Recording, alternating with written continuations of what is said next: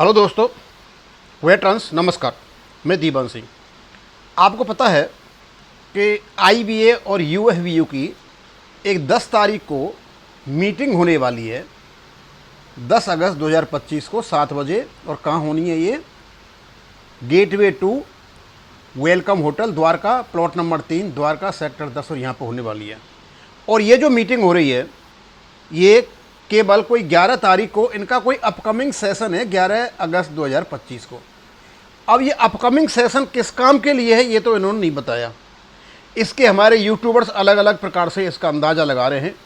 और ये upcoming session है किसके साथ? या आपस में यूएफबीयू आईबीए मिल रहे हैं या ये और कहीं मिल रहे हैं? यदि दोनों आपस में मिल रहे हैं तो फिर 10 तारीख को मीटिंग करने का क्या फ़ायदा? और यदि और किसी से मिल रहे हैं तो 10 तारीख को मीटिंग करने का है। अब ये कहते हैं preparatory meeting to deliberate on various issues, मतलब कई प्रकार के इश्यूज पर इनको बातें करनी है। और ये जो वेरियस इश्यूज है ना, ये कई प्रकार के पॉइंट्स पर हमारा ध्यान आकर्षित करता है। अब वेरियस इश्यूज में तो आपके इनके जो कम से कम 15-16 रेजिडुअल इश्यूज भी हैं, और ख़ास करके 5 डे बैंकिंग है इनका, और ये पीएलआई का मैटर है।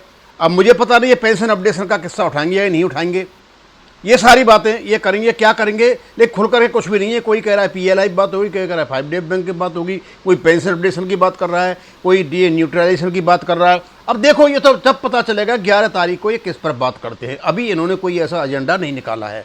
अब ये 10 तारीख को जो निकालेंगे उस समय कुछ आ जाए तो अलग बात है। लेकिन इसमें सबसे इम्पोर्टेंट बात है, इसमें केवल और केवल 9 की जगह 8 जो ऑर्गेनाइजेशन है वही पार्ट ले रहे हैं। और इसमें उस ऑर्गेनाइजेशन को छोड़ दिया गया जिस ऑर्गेनाइजेशन ने बॉम्बे हाई कोर्ट में पेंशन अपडेशन का केस कर रखा है, यानी जिसमें विश्वास जी पेंशनर हैं। वैसे एआईबीओए एआईबीई का ही हिस्सा है, उसकी ही आत्मा है। यदि वो नहीं जा रहा है तो उसका पार्ट वेंकटाचलम साहब खेलेंगे। अब इसके छोड़ने के कई कारण हैं। एक कारण तो ये, भाई इन्होंने जाकर के केस कर दिया पेंशन अपडेशन का, इसलिए तो हमारा हिस्सा नहीं है, तुमको निकाल के बाहर करते हैं। और यही इंप्रेशन हम में जाएगा कि भाई ये वहाँ के हिस्सा नहीं है और ये किसी प्रकार से यूएफबीयू से नहीं मिले हुए हैं, और इसका मतलब एक प्रकार का उनके प्रति हमदर्दी हो जाएगी। एक तो ये है। दूसरा ये भी हो सकता है कि भाई आप जो हमारा पॉइंट बॉम्बे हाई कोर्ट में उठा रहे हो उसी पर तो है हम अडिग, आरबीआई लाइन पर फंड बेस्ड पेंशन बना करके जो भी आप करना चाहते हो वही तो कर रहे हो। तो उसको नहीं बुलाने के इनके पीछे क्या उद्देश्य है क्या नहीं है वो तो मेरी समझ में नहीं आ रहा है। लेकिन इसके पीछे उद्देश्य जरूर है कि उसको अकेले को छोड़ने का क्या कारण है। और उनको अकेले तो मैं तो यही समझता हूं कि they want to give an impression that AIBOA is not part of the UFBU, that's why it has gone for pension updation. और तो उसके प्रति हमारा एक अच्छा रवैया रहे। यदि वो अटेंड बुला लेते तो एकदम हमारा आईडीआई बदल जाता कि भाई ये तो यहाँ भी हैं और वहाँ भी हैं, किस पे विश्वास किया जाए। यदि यहाँ बुलाते हैं तो जो ट्रस्ट की जो कमी है ना वो हो जाती पैदा, इसलिए शायद इनको यहाँ नहीं बुलाया। अदरवाइज एआईबीओए इसका एक पार्ट है, उनको बुलाना चाहिए था।